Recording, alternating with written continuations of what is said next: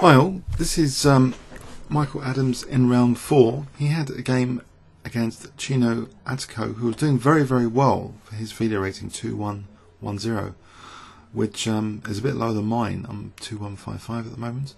So anyway, facing Adams is a pretty daunting prospect, but also one of honour anyway. Win, lose or draw, just the experience is fantastic to play, you know, such a strong GM in the British Championship. I'm sure Atacko will make this one of his memorable games. Now, the instructive things that I pick up on go beyond the move to move, and I hope you'll forgive me for that, because I want to look at two aspects of this game. I want you to pay attention, ideally, to share what I see in this game. One is the goal hanger concept, where you might have goal hangers around the opponent's king, where if you assume the object of the game is to checkmate the opponent's king. Now, if it was football, you couldn't have forwards right near to the goal to be able to score a goal. But in chess, you're allowed to. But, you know, what sort of goal hangers are you talking about? Pawns or pieces? I was checking a lot of Karpov-Kasparov games to try and find pawns, say, on h6 or h3, and I couldn't. It was very difficult to find examples. I went through about 30, 40 games. Closest I found were pieces like on h6, which were often decisive. So in football, you have the offside rule. In English football anyway, the offside rule, you can't have forwards next to the goal. So let's look at the goal hanger concept, and the other one is team spirit, I suppose, which is another football concept, that the team has to be active, not the individuals.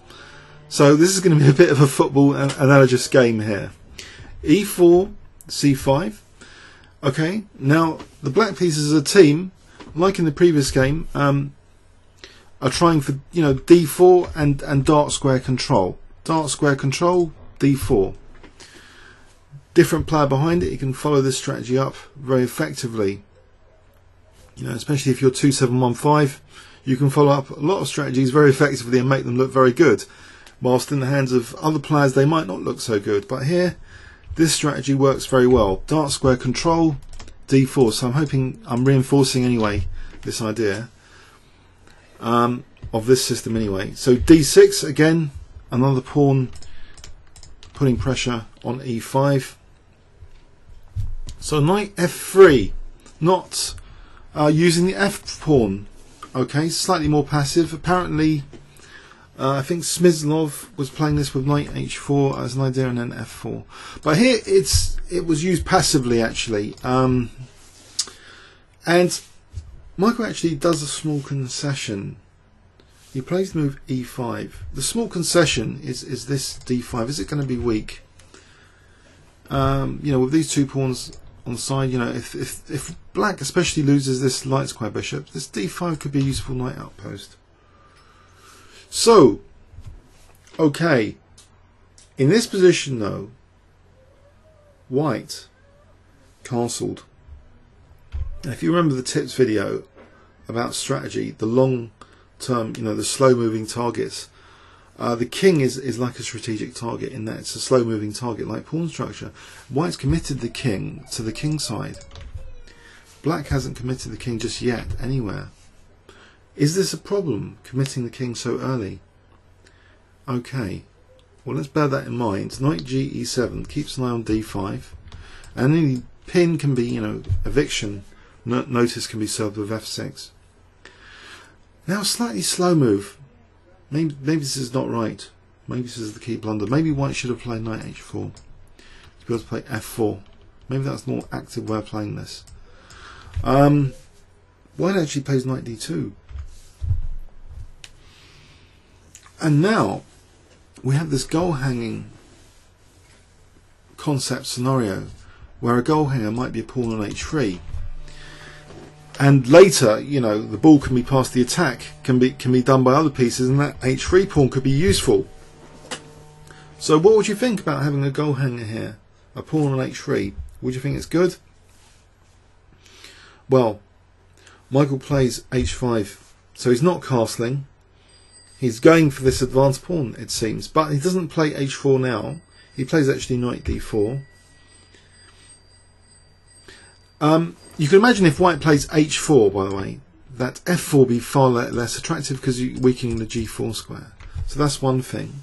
The other thing is, you know, h4 is quite a potential menacing threat to consider at all times now. But White's first mission, it seems, was to try and evict this knight, to exchange it off or something. But now probing weakness, this pin encouraging another weakness of the white position, f3. After bishop e6, let's look at this as though both sides were football teams. What is White's football team doing? This bishop's blocked in by its own pawn, so these two guys are not really great friends of each other.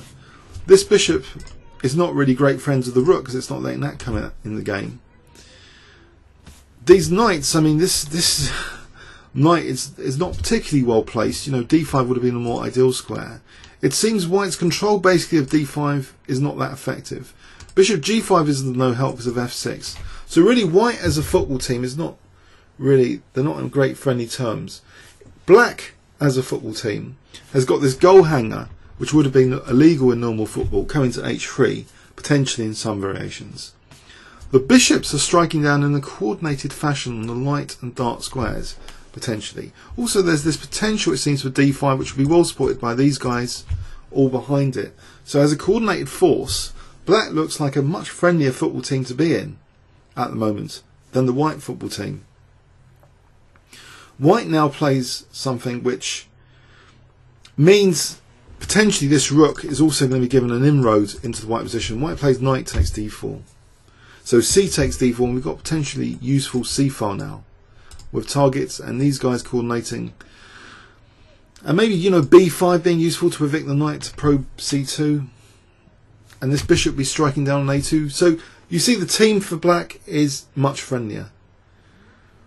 White tries to play an active move now as if going on some sort of attack. But this is the case where it's not such an effective move now, f4.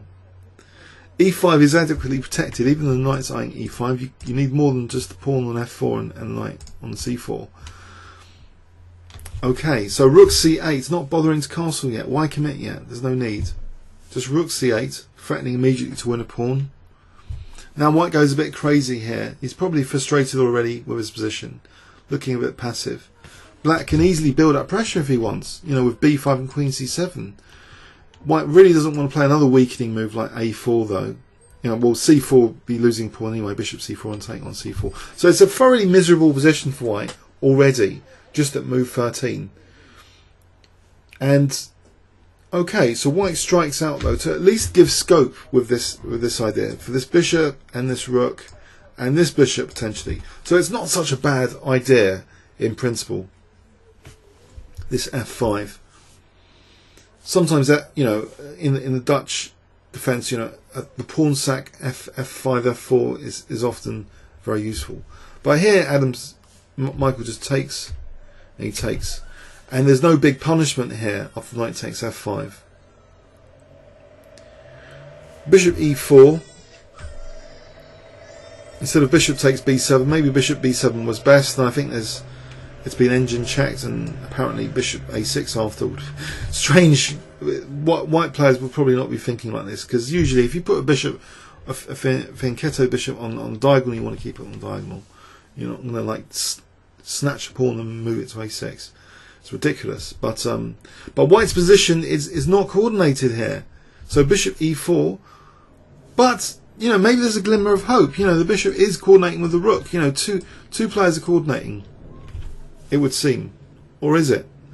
The bishop on e4 is not ideal because d5 is going to be a threat, especially after this just retreating move. d5, simple threat to win a piece. So now White takes to remove that threat and snatch a pawn. Rook c7. Of course, the queen can be used for a battery on c2 later once the rook moves. If it didn't move to a6, it moves back. You know, there's going to be queen c8s. Bishop moved back, so there's queen c8s on the cards. d5, making this knight stumble back somewhere. It stumbles back drunkenly, actually, to the edge of the board. Knight a3. Now goal hanger is created. h4. Finally, this h pawn is used after g4, h3. So this would be illegal in football, you can't have this guy near the goal, where the goal is like the king. Illegal. Offside rule. You can only pass to your attackers. Okay. Bishop d2, and now queen d7. So really tying down white to g4. It's very, very, very miserable position where these pieces are just tied down. This knight's a bit drunken on a3. You know, black has got so many possibilities with his pieces here if he wanted them, but you know, he's keeping this firm central position. The centrality of the position means there's great independence as well, great flexibility, you know, of attacking on either the left or right or the centre with, you know, e4s potentially. It's going to be dangerous. All of these central squares, it's pretty amazing how much pressure black is exerting here with all this piece power, both on c2 and g4. This is a miserable position for white. And this next move isn't very inspiring. Bishop e1. Now, a sort of simple but magical looking move here that you'd think you'd want the rook supporting the goal hanger, but here this is a case where the cost of trying to win that goal hanger is far too much, even if the rook isn't on h8. And the rook wants to be part of the team again. It doesn't want to just be stuck protecting h3. It wants to be part of the team and wants to be involved in active operations. So castles gives that, you know, possibility that the rook can go over here if needed. It can go to c8. It can come with its friends. e4. The bishops can all be friends on the raking diagonals. Or the rook can be involved in f5 if the team wants. f5. Black is a really happy team of players here. White's a miserable team. We're talking about coordination here, I think is the technical chess term, but it's a happy team. Bishop b4, and now rook b8. Great flexibility, not even bothering with f5 because this bishop pin might be annoying, you know. But the queen side, you know, the queen side's under great pressure now. The rooks are coordinating beautifully as well. So black gives up the dark square bishop, and in so, of course, he's weakened all his dark squares. All of these dark squares can be potentially weak. You can imagine this kind of being useful in the future. It's terrible. Queen takes e7. It's positionally terrible. But it's the centrality which is so vivid, so, you know, powerful as well. Provides that flexibility for black to be able to do anything virtually in the position. Attack on the left or right. So rook b1. And now this rook is showing off now. Showing off with rook b6. So not only it could attack c2, it could also maybe be used for g4 or just swing by, you know, rook g6 if needed to the king side. Okay, it's fairly miserable. Queen c1. Now queen h4, nothing clever, just attacking g4. How is that going to be defended? Because queen c1, of course, took the eye off g4. Also, queen h4, of course, supports the potential for bishop h6 and bishop e3. But, okay, g5 is extinguishing bishop h6, but it means there's another weakness. You know, this queen's also eyeing e4, which means the central position can be attacked. It doesn't have to be left or right, it can be centre. e4. And here, white just had enough. It's getting pretty absolutely miserable here. You know, this is just diabolical, really. There are so many ways of winning after takes. You know, there's a whole array of ways of winning. Probably easiest is e3, just queen either taking on g5 or g4 next. That's an easy way. This, you know, just e3 just looks really crushing. It's such a crushing position. It would actually stop queen f4. I think e3 is my favourite here. But white just resigned. He just had enough. This just shows a few things at a higher level, that you've got to have a happy team of players. You can bypass some of the traditional football rules. You can create a goal hanger pawn here, fawn pawn as I used to call them in some of my blitz videos. Fawn pawns, but really a fawn pawn is like a goal hanger.